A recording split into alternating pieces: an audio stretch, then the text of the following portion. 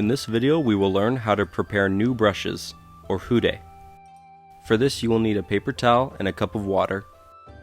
First remove the plastic cap that comes on new brushes and discard this cap, as putting it back on the brush can actually damage the bristles.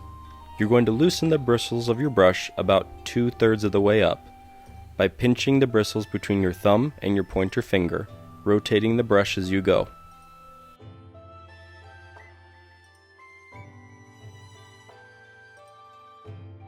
Once you've done this, you're going to remove the glue that comes on the bristles by dipping it into water